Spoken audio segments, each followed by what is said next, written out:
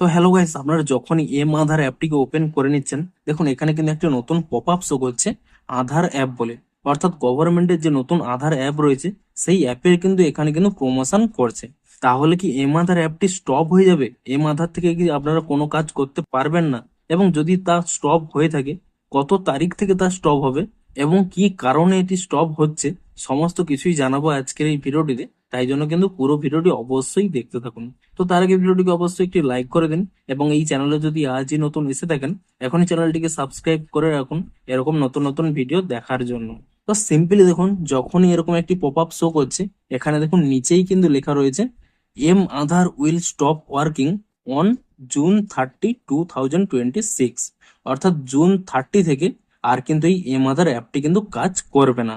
অর্থাৎ জুলাই মাস থেকে আপনারা কিন্তু এই এম আধার অ্যাপটি আর ইউজ করতে পারবেন না।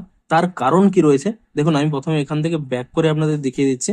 দেখুন এই মুহূর্তে কিন্তু গভর্নমেন্ট এই আধার বলে একটি কিন্তু নতুন অ্যাপ তারা লঞ্চ করেছে এবং এই আধার অ্যাপের মধ্যেই সমস্ত কিছুই কিন্তু আপনারা পেয়ে যাবেন।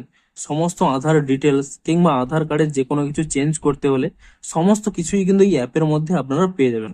তাই জন্য এই এম আধার অ্যাপ কিন্তু আর বেশি কেউ ইউজ করছে না এবং সেই কারণের জন্যই এখানে কি করছে, তারা কিন্তু এই এম আধার অ্যাপটি কিন্তু এখান থেকে রিমুভ করে দেবে। অর্থাৎ অ্যাপটি যদি থেকেও থাকে, 1 জুলাই থেকে আর কিন্তু এই অ্যাপটি কাজ করবে না। আপনাদের যাবতীয় কাজ আধার সম্পর্কে সব একটা অ্যাপে করে দিয়েছে। এই আধার অ্যাপের মাধ্যমেই কিন্তু আপনারা তা করতে পারবেন এবং এই 30শে জুনের পর থেকে অর্থাৎ 1 জুলাই থেকে এই অ্যাপটি কিন্তু আর কাজ করবে না। তাই জন্যই কিন্তু এখানে আগে থেকেই এই পপ আপটি কিন্তু দিয়ে বুঝিয়ে দিয়েছে। এবং দেখুন এখানে যে ডাউনলোড নাও এই অপশন রয়েছে, এই অপশানে ক্লিক করে নিলেই ডিরেক্ট দেখুন এখানে কিন্তু প্লে স্টোরে নিয়ে চলে আসবে এবং সেই অ্যাপটিতে নিয়ে চলে আসবে। দেখুন এই আধার অ্যাপে নিয়ে চলে আসবে। আপনারা কিন্তু এখন থেকেই অ্যাপটিকে ইনস্টল করে নিয়ে রেজিস্টার করে রাখুন। কারণ 1 জুলাই থেকে আপনারা যদি আধার সম্পর্কিত কোনো কিছু চেক করতে চান কিংবা কোনো কিছু চেঞ্জ করতে চান, তা কিন্তু শুধুমাত্র এই আধার অ্যাপের মাধ্যমেই করতে হবে। তো ভিডিওটি যদি একটু হেল্পফুল বলে মনে হয়, অবশ্যই একটি লাইক করে দিন। দেখা হচ্ছে আরো কোনো ইন্টারেস্টিং ভিডিওর সাথে। Thanks for watching.